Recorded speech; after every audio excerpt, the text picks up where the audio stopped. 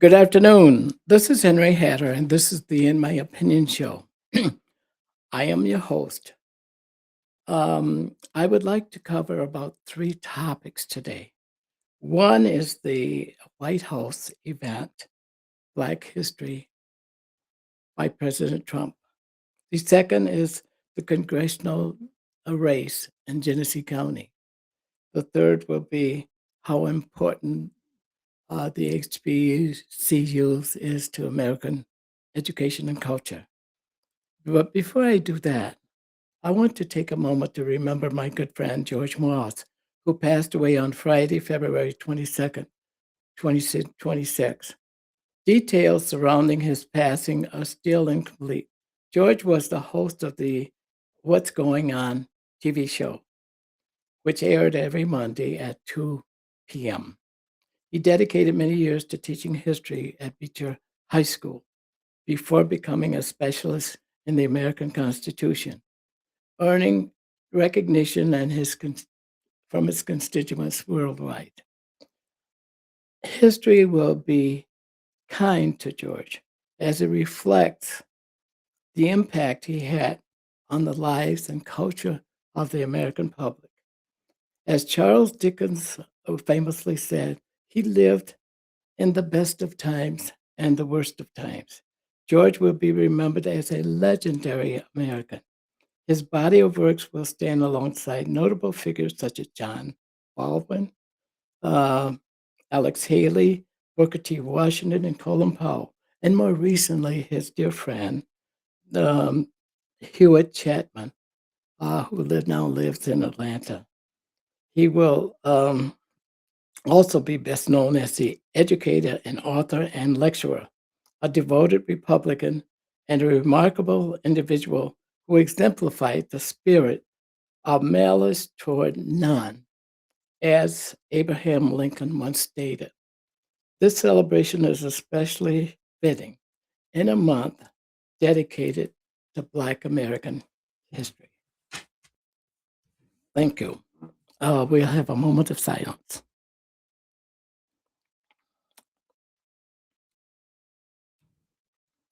Thank you.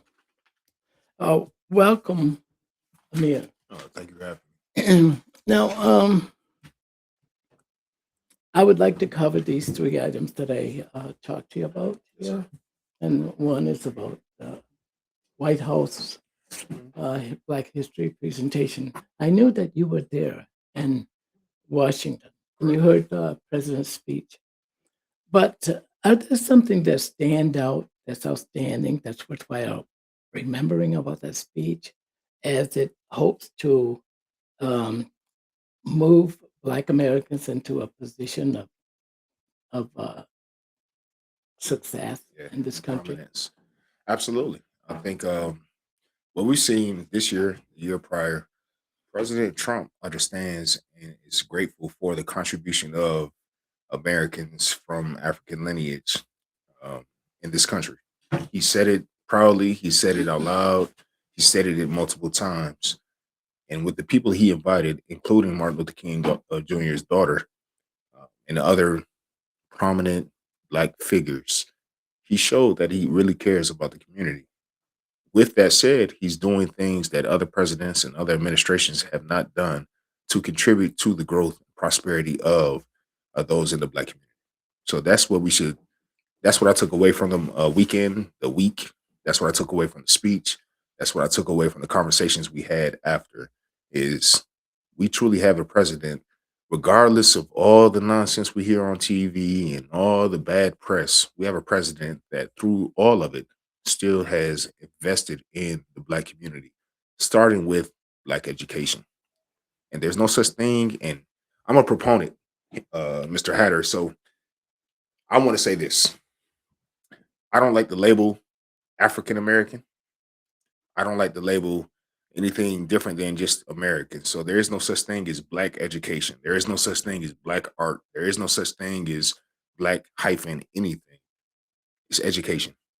We in our community, we appreciate education. We need help with our education. We need funding towards our education. President Trump stepped up to the plate and created an initiative for education in black communities, in urban communities, in inner cities. That's what we should be looking at. It's not specifically just for black people. It's for Americans. That's what we have to be thankful for. Us in the black community have opportunities to take part in it. Well, what a great dissertation on that. I hope that many Americans out there are listening to you. We do not need in this time, as populations are increasing and resources are declining, people to talk about segmenting themselves out from the group. Only the survival of the fittest will emerge.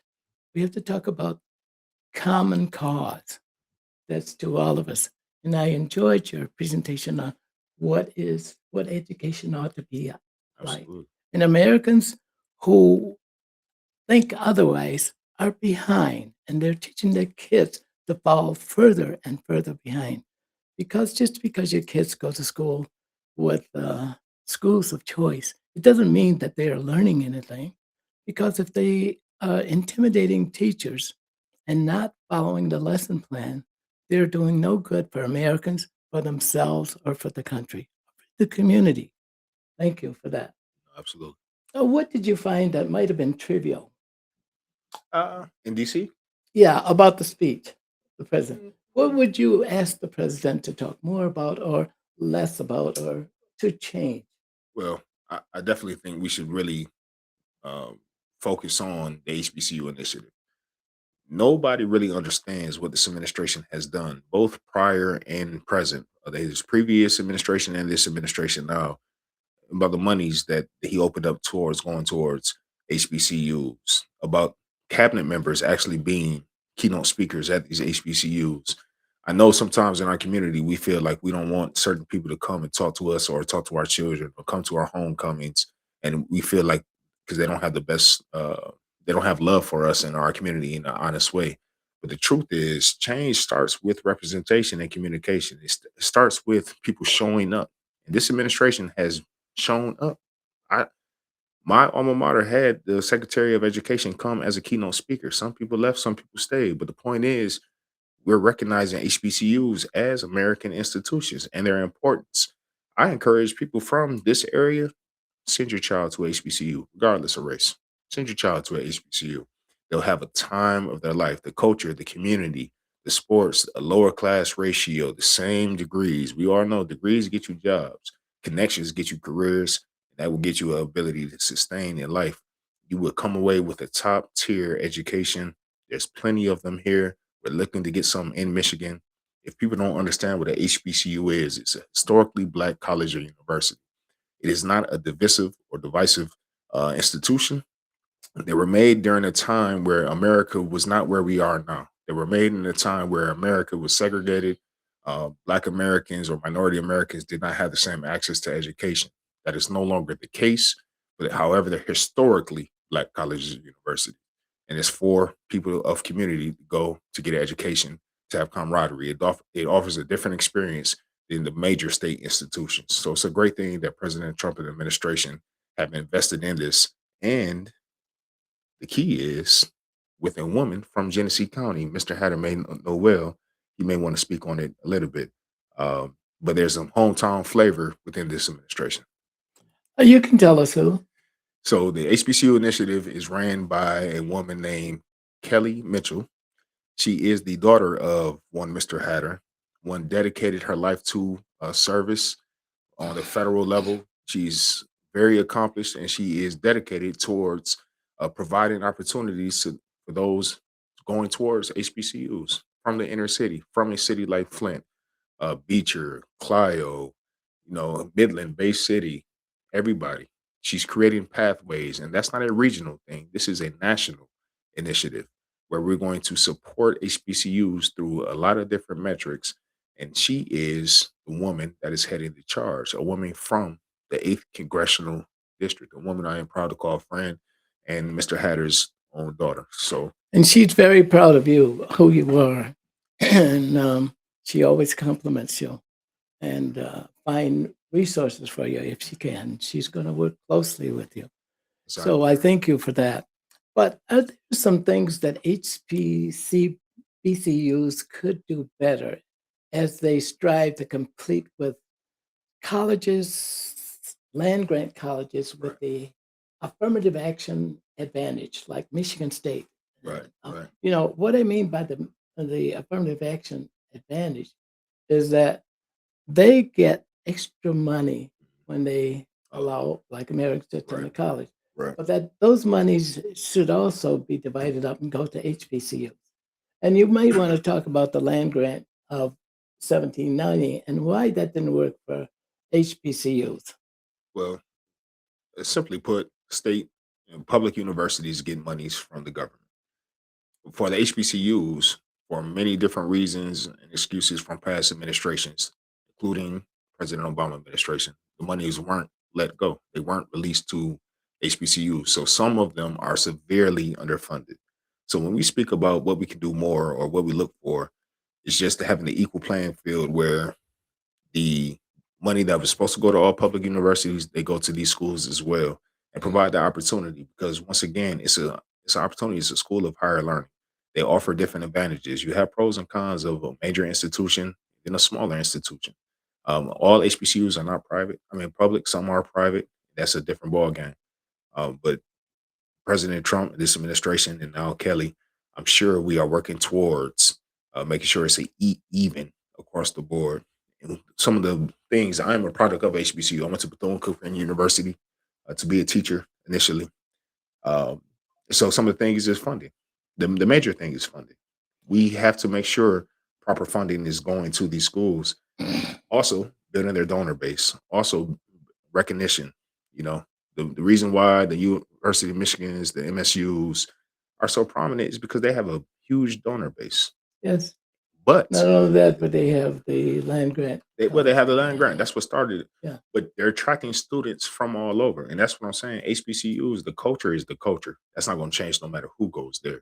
But we need to attract people from all walks of life because that's how you expand your knowledge. That's how you expand your experience. And that's how you truly integrate yourself into society. So that's the best way of going forward. What would you like to see HBCUs do more of in order to compete with land grant colleges that are well known and well uh, financed? I mean, it could be academically or Yeah, athletically. academically, and Uh, what kind of a base should their students be from? well, And their students could, of course, be any color, yeah, they it's show not about any race. gender, and so on and so forth I, for HBCUs. But HBCUs do not have, for example, we have about 3 law schools and 3 medical schools, top tier, the top top tier. tier. Yeah, those are top tier Yeah, schools. you looking But at Howard, Law and Medical. yeah, I think Meharry is one. yes. Xavier, top tier, produced the most doctors in the country, or black doctors, especially. Well, we had last week, 2 weeks ago, we had Black History in this community, and they had the representative from HBCUs, and was announced there. But there are people, very accomplished people from HBCUs, never came by the table to introduce themselves. Mhm. Now, is that a way that you improve uh, college opportunities for kids who are entitled to go to HBCUs? Well, Should we be doing more of that? How do we cultivate that culture? Or maybe it can't be cultivated. it can be cultivated. See, if you're asking on a political scale, as far as representation from the Republican Party or conservatives, one thing we have to do, and this is a big issue in the inner city and urban communities, we're the only the black community is the only community in the nation that is predominantly one party. So you're looking at the black community is almost 80% of the black community identifies as Democrat. And so when we're talking about our kids, more likely than not, they came from a Democratic background or a rearing. So if they are conservative, a lot of times they don't want to speak up on campus or they don't want to out themselves because of the ridicule, even though it might be ridicule out of ignorance because they have never learned anything else. Take myself, for example. I was raised in a community in which I never met a conservative or I never met a Republican growing up. We were all conservative. And that's the thing. I think that that's our way in is, well, you may not be Republican, but we're all raised conservative. we're all conservative here, at least in this district. We were raised by our family. We believe in community. We believe in church and God and faith. We believe in country. A lot of us served in this country or have never left and spent our entire lives. A lot of us, our background is 300, 400 years in this country. What's more American than that? So to answer your question, yes, it can be cultivated. Yes, there is room for political ideologies more than just one party or one ideology. We have to do a better job as the adults in the room to go back and speak to our youth, let them know we're regular people. We just view things differently. A lot of times they it's painted as such where we don't connect or we don't want to be in those same rooms. And that's just not true. What Washington D.C. showed me was there's plenty of us. There's plenty of us from varied backgrounds. We are not a monolith. It's not even a monolith in the conservative movement of why we are conservative or how strongly we feel about those values. However, we are there and we do deserve a space. And that's what I'm saying to all collegiate kids, everybody who is not feeling like they're represented. There's a party for you. The conservative lane in which we are, um, there's conversations on both sides of the aisle for you. There's a place to You land. know, why do Black Americans, children, don't want to study Black history? Why is that? Who's And it's the teaching it? same way all over the country. Who's teaching it? And and the all schools Mhm. say the same thing, that they can't teach Black history because kids are either intimidated by listening to it Uh, or they hate it because they want to be more like white children who are privileged and better educated and better funded, better this, better that. I don't But know if that's the argument. Honestly, I don't know if that's the argument. that is the argument. If you look at NAPE, Mhm, NAPE, the National Association of Public Schools, mhm, whatever it is, education, it will show you that consistently Black students are the poorest performing mhm, segment of public education. mhm, But we won't talk about that. mhm. We won't talk about. We'll talk about against Republicans. We'll talk about against blacks or whites or rich or Mhm. poor or religious or non-religious and stuff like that. But never about Black history. Well, That is not some. And teachers can't force it upon the kids. If kids say they don't want to do it, they don't do it. And besides, they may get accused of the N word mhm. and so on and so forth. They just don't do that. I Well, see this all the time. here's the thing, and this is what we have to get to. The reason why I say don't hyphenate me, the reason why I say I'm an American, Black history is American history. Yes, without it. So Yeah. therefore, let's stop racializing it. Let's stop saying we're going to learn Black history this month, or we're going to talk about the Black inventors or the Black military men that did this. There was a time for that, and you had to be specific about it, but this is no longer that time. So, America, we need to, our education system is antiquated across the board. We're doing terrible. Our kids are not reading at proper grade level by fourth grade, our eighth grade metrics, they're behind. We're behind as a state, and we shouldn't be. So we need to rewrite our curriculum. We need to focus on arithmetic. We need to focus on reading comprehension. When it comes to history, I was a history major, social studies. We need to rewrite the curriculum and use the terms in which everybody is included. They always talk about inclusion, yet they always separate. The Democrats say inclusive, inclusive, but then they go into segmented populations, Yeah. Black, gay, Hispanic, Asian American. Like, no, I'm not a hyphen. I'm an American. So if we're talking about Crispus Attucks, or if we're talking about W.B. Du Bois, Booker T, Malcolm X, Martin Luther King, that's part of American history, Yes. just as all the other heroes, right? Yes. We can start talking about the Confederates, we can talk about the Union, it doesn't matter. It's American history. But your eyes will never lie to you. But yeah. Your eyes, people know, and kids know that this object is black. Mhm. It does not emit much light, it absorbs it. They know that this object Right, reflects light. right, Okay? right. Your eyes will never tell His you. eyes don't. So you're right about the concept of we should look at all of But us as American. what makes us great in America? And that's a question. That's a rhetorical question. What makes us great in America? And people always say about our diversity. And back in the day, when was America ever great for us? I get that all the time. When was America ever great for us? It's great for Yeah, you right now, yeah. and it's been great. See, the thing is, in our country, right? If we're talking to our children and we want them to be better than we were in the past, Mhm. we're speaking to them in what their skin didn't make them great. George Washington wasn't great because he was a white man. Thomas Jefferson, yes, he had slaves. Yes, I know I was going to get feedback. Yes, he had slaves. However, the things he did in his 20s, when they're writing the Declaration of Independence, when they're writing the Bill of Rights, when they're writing the Constitution, all the Profound. Yeah. forefathers, they weren't great because they were white men. They were great because they were educated and they were thinking things through, just like all the black great inventors and educators, just like all the Hispanic, all the Asian, everybody who contributed to this country, they weren't great because of their skin color. Now, some of them prevailed despite their skin color, right? Yes. Because they were held back because of the times, Yeah. but we progressed. Yeah. And so, if we want the next step forward to be race is not a thing, and truly, they always talk about Martin Luther King during History Month, in which that's why I don't like Black History Month because they teach one speech and they talk about one person. I ask who's going to teach Black history because it's not even being taught properly. So, of course, you want to check out. I've been hearing about I Have a Dream since I was a kid. Now I'm 40. You know what I mean? Hmm. So if we're trying to get to the next level, we speak about the American contribution.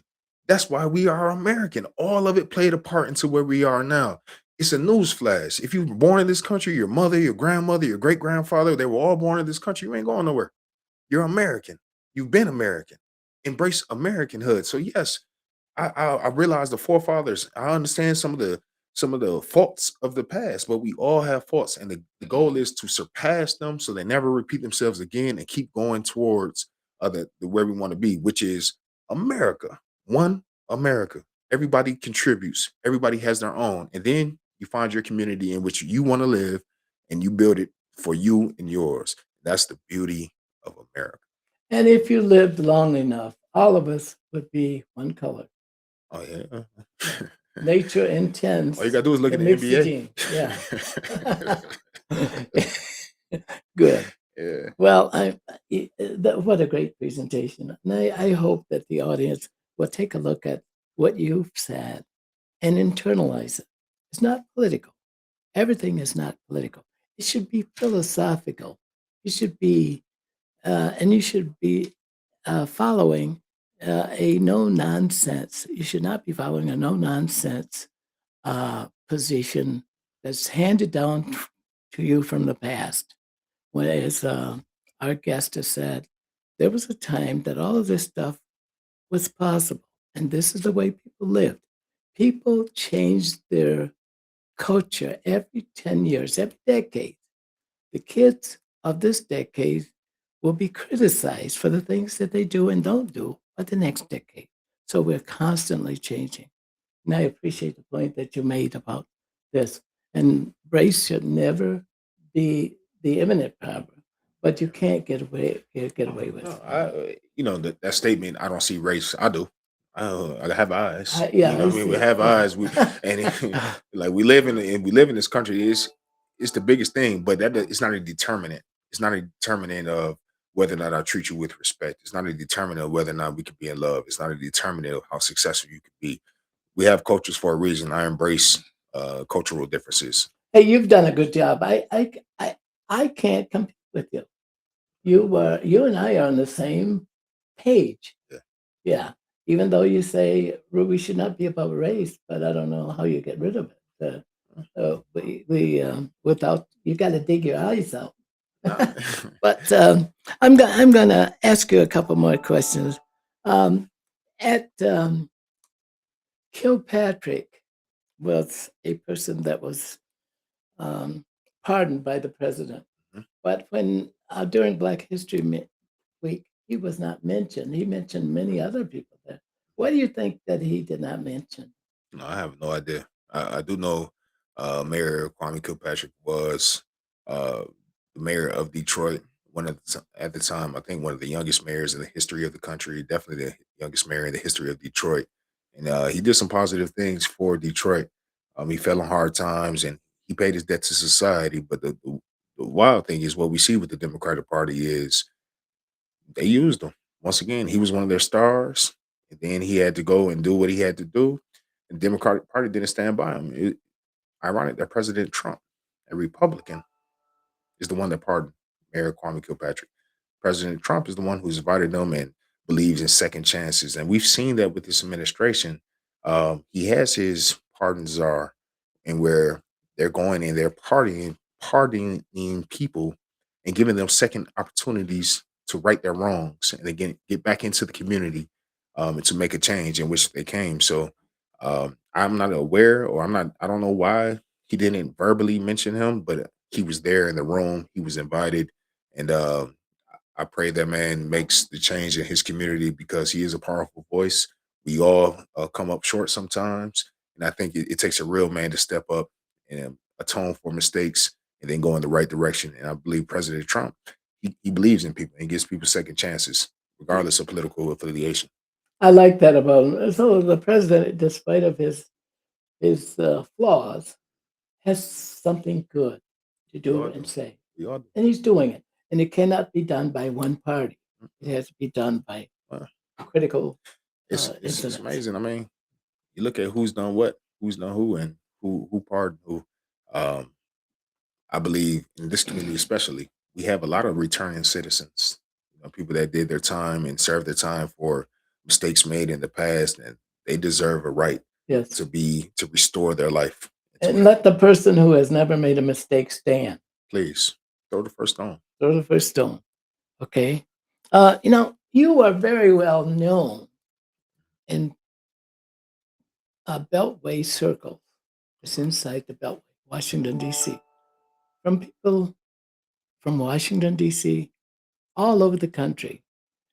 Tell us, what do you derive from that? How does that work for you?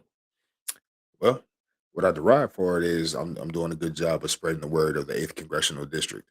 That's what I take from it. I'm increasing my social media presence. I'm speaking with the people in the know. I've made it clear from the very beginning. I will have a conversation with, I would communicate with anybody at any time. We could talk about a wide array of subjects, as long as it talks about the eighth district and how we can make it better here. So we can talk about our future innovation and bringing industry here. We can talk about the past and some of the issues that created the situations we find ourselves in. We can talk about GM. We can talk about the UAW. We can talk about whatever people want to speak on. I think in DC, having connections there has allowed me to be in rooms that others may not find themselves in. And when I'm there, once again, we're talking about the eighth congressional. Not only do we have the conversations in DC, those people fly out to the district. I've hosted many from DC that have never been to Michigan a day in their life. Come to Flint, come to Saginaw, come to Midland and Bay City, host them in local restaurants, meeting with local small business owners so they can see the benefit of the eighth district. The eighth district of the state, the eighth congressional district, we can be and will be again one of the most powerful districts. We have everything we need here to win, and DC recognizes it. So you are deriving benefits from people throughout the nation, Absolutely, contributing to your campaign to win the 8th district in Michigan. absolutely. That They see the opportunity. We have this is a for people who are following politically. This is what they call a R1 seat, meaning it leans to the Republican side plus one. However, it's a seat that President Trump carried last cycle, but we lost democratically or congressionally to a Democrat. So this is a very balanced area, and nationally, people are investing in my campaign because they see somebody who is founded in conservative values. Yet, I realize the opportunities we have to work and to bring this district back and bring opportunities back, and I'm the man to carry it. And so, when I am having national attention or national support, it's simply because they recognize the eighth district is worth supporting. now, you have an obligation to the people of Genesee County, I do. to the people of the 8th district, composed of Bay City, Saginaw, parts of Oakland County, and all of Genesee County, right? So Most of it. Genesee, Midland, Saginaw, and Bay, And Tuscola. Genesee is the largest segment. It has the largest voting bloc within that. Yes, Okay. 52% of the district. So you owe a lot of appeal to the people within Genesee County. How do you propose to carry that out? How are you going to carry that out? That's your challenge. Well, I plan Tell the on people how you're going to do that. you'll see And me. also how they can contact you if they wanted to contact. Well, I can be contacted at flipthe8th.com. That is my website, flipthe8th.com, or info at Hassan4mi.com. Either way, you can find me on the socials at Flip the Eighth. Um, I respond to all my social medias. I take care of my social medias. I'm easily accessible. Now, when it comes to representation in Genesee County, I'm out and about. Fenton, Flushing, Grand Blanc, Swartz Creek, Clio, Montrose. I'm here. I'm around. I'm at the events. So I look forward to the events. I look forward to the parades. I look forward to the harvest. I look forward to the hay rides. I have my daughter here. And so I'm showing her the benefits of the district. And I remember as a young kid, going to Greenfield Village in Detroit, or going out here to Bluebell Beach. I know there's gonna be some jokes about Bluebell Beach, but going as a kid, it's beautiful now. You know, well, going to Whaley Park or Brome Park, or going, just around Genesee County. Um, that's what I look forward to doing. Meeting people in every day. Everything is I'm on a campaign trail, but I'm not campaigning. I am living life, because how can you know the issues of the district if you're not living the lives, you're not living life and seeing the issues affect you? How do you truly know who needs what if you're not amongst them? And I am a man of the people, because listen, I'm a single father raising a child in Flint, Michigan, retired. A lot of people, I check a lot of boxes that other people's are checking. So when we speak about legislation that makes our life easier or tougher, I know firsthand what it is. I've seen when a parent comes and tells me they can't make it. They need help. I need jobs for my kid. I seen the tears in a mother's eye when she comes to tell me my son doesn't have any job opportunities, or my son is a returning citizen. How do I get him into a job that's going to provide him the opportunity to stay out of his former life? I understand these things. So when you're speaking to legislators, hold them accountable and make sure they're doing things that actually benefit you. When I'm around Genesee County, that's what I'm doing. I'm having those conversations. I look forward to meeting you at the coffee break in the Swartz Creek Diner, you know, just off the whim. So you will have a good distribution of your position with all factions of people who live in Genesee County, right? Absolutely. Absolutely. And this is your that's your issue. What do you think is the major issue in Genesee County for your? What do you think that they're most interested in Well, seeing I think done or getting accomplished? number one, I think we want more industry here. I think we want a proper job force to come. We see what's going on with the shop, with GM going, and the writings on the wall. If you just look at what happened with Stellantis or Chrysler, they didn't get their dividend checks this year at all.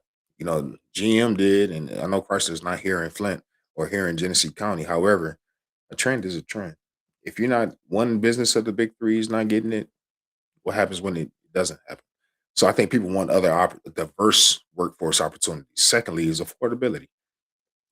We have to be able to afford our lives, and we are not. This is not Hollywood. We're a blue collar industrial place, so people aren't all the extravagance is. That's not the main thing. They just want to be able to. How high is my consumer bill? Do you think that education and healthcare and perhaps affordability are three of the most? Healthcare for sure. Yeah, Healthcare for sure. explain. Um, well, we all need healthcare, especially as you get older, you have children, sickness. How much does it cost for me to maintain my health care? So we have to make sure we're doing everything in the government to provide affordable health care and have resources in which people who have different circumstances have coverage. That's a major thing. Healthcare is not one shoe fits all. It's varied, and we have to make sure we're taking care of all. However, with that said, we have to make sure we do it in a responsible way.